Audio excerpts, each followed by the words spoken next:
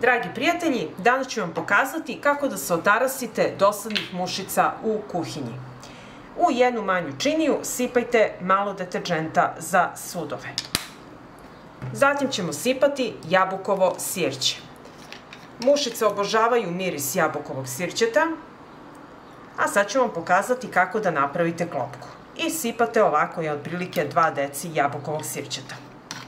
Sada mi treba streč folija s kojom ću ovako baš dobro zategnuti preko činije.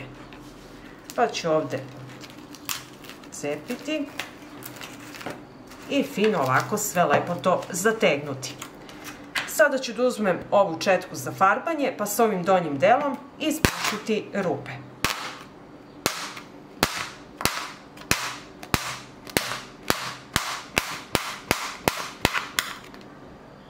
I evo vidite, ovako malo raširite te rupice i onda jabukovo sirće privlači mušice, one dolaze, upadaju unutra i onda će da ih dokreči deterdžent, a ovo je klopka, ne mogu izaći napolje.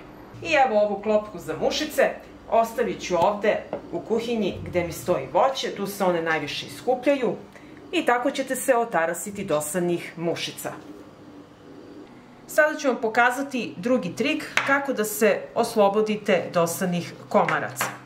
Treba vam jedan limun koji ćete preseći na pola. Komarci ne vole citrusno voće. I treba vam karanfilić. Uzmete i zabodete u limun.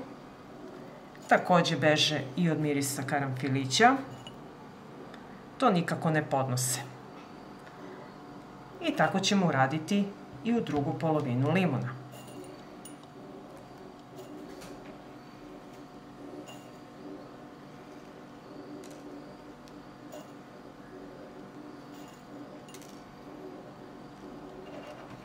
Evo ovako.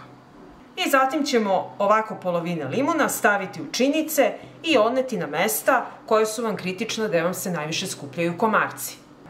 Jednu polovinu limuna ostavit ću u dnevnoj sobi na stolu i komarci vam neće dosađivati dok uživate u vašoj popodnevnoj kafici. A drugu polovinu limuna ostavite ovako na prozoru, tamo gde vam se skupljaju komarci. I ako vam se dopadaju ovi moji recepti, vi mi ostavite like i komentar. Prijatno!